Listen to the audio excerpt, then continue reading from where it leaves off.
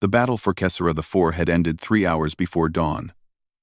But the silence that followed was more unsettling than the plasma fire that had torn through the valley. Captain Helena Voss moved through the battlefield with her scanner, marking fallen Marines for retrieval, her boots crunching on scorched earth that still radiated heat from the orbital bombardment.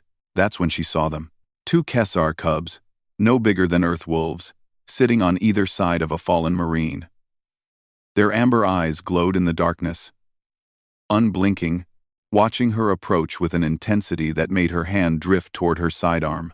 Private Jonah Merrick lay between them, his armor cracked, his young face peaceful despite the violence that had claimed him. At 19, he'd been the youngest Marine in Delta Company, fresh out of basic, barely 2 months in the field. The kind of kid who still wrote letters home on actual paper. "Shoo," Voss said, waving her hand. The Kessar were known to scavenge battlefields. Their species had been caught in the crossfire of this war, their world turned into a contested zone between humanity and the Vrax collective. She'd seen packs of them flee from gunfire, seen them cowering in ruins, but these two didn't move. Riku, the larger of the 2 cubs, made a low rumbling sound in his throat. Not aggressive, almost mournful. His sister Tivy pressed closer to Merrick's shoulder, her small paws resting on his chest plate. "I said move." Voss raised her voice, stepping forward. Both cubs bared their teeth, but they didn't advance. They simply held their ground, bodies tense, eyes locked on her, protecting the body. Voss had seen a lot in 15 years of service. She'd watched planets burn, held dying comrades, made impossible calls that haunted her sleep. But she'd never seen anything like this. The Kessar were supposed to be primitive, barely sentient according to collective propaganda. Scavengers. Opportunists. So why were these cubs guarding a dead human Marine? She tapped her comm. "Sergeant Park, I need you at grid reference 77 Alpha. Bring Wilson and his scanner." "Copy that, Captain." "Problem?" "Not sure yet." While she waited, Voss circled around, trying to get a better view. The cub's eyes tracked her every movement, but they remained fixed in position. Riku's ears swiveled, constantly monitoring the surrounding terrain. Tivy's nose twitched, scenting the air for threats. They weren't scavenging. They were keeping vigil. Sergeant Park arrived 10 minutes later with Corporal Wilson, who immediately raised his rifle at the sight of the cubs. "Want me to clear them, Captain?" "No." Voss held up a hand. "Wilson, scan the area. Tell me what happened here."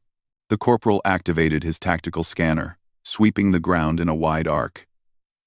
The device hummed, reconstructing the battle's final moments through thermal residue, weapons discharge patterns, and biological traces.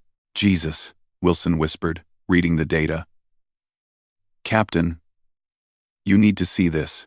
The holographic playback materialized in the air between them.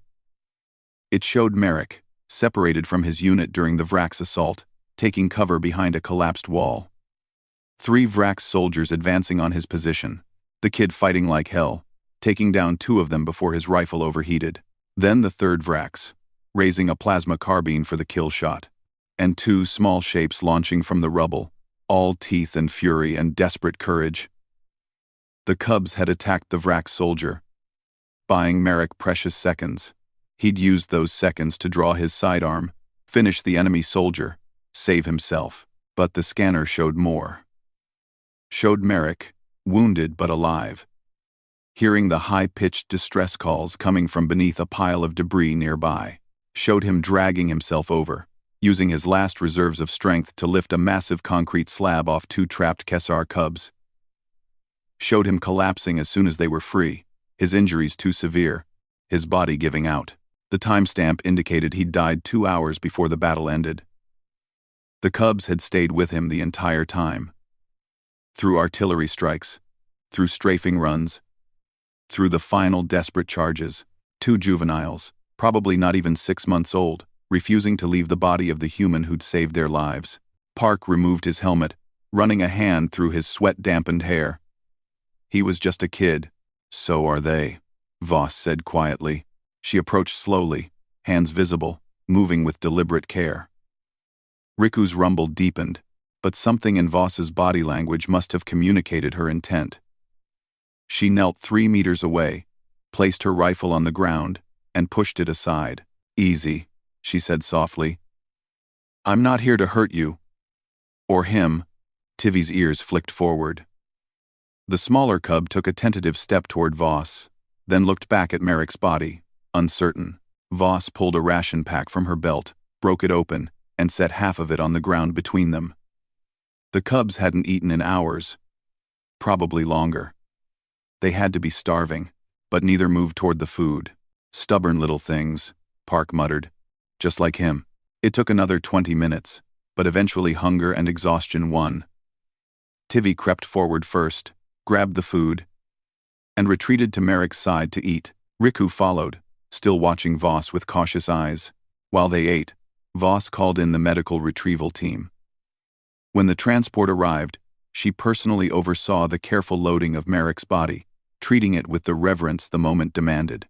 The cubs watched every movement, Riku making small, worried sounds when the medics lifted the body bag onto the stretcher.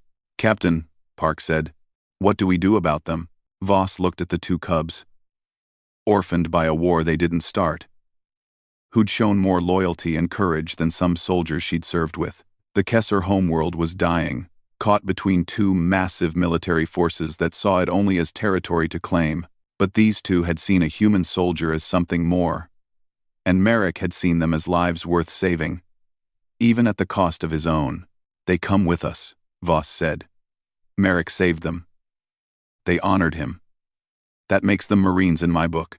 Wilson started to protest about regulations, but Park cut him off with a look. Some things transcended military protocol. As they walked back to the LZ, dawn breaking over the scarred landscape, Riku and Tivi followed close behind. They stopped once, looking back at the place where Jonah Merrick had died, where they'd kept watch through the long night.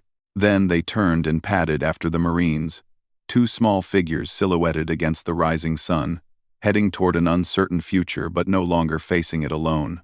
In his final act, the youngest Marine on the field had taught an entire company something about the nature of courage, sacrifice, and the bonds that transcend species. And 2 cubs had taught them that sometimes the measure of a soldier isn't found in victory, but in the vigil kept over a fallen friend. The war would continue, but Riku and Tivi would go home with Delta Company, carrying with them the memory of a 19-year-old kid who died to give them a chance at life. And every Marine who heard their story would remember that humanity's greatest strength wasn't in their weapons or their ships, it was in their refusal to leave anyone behind.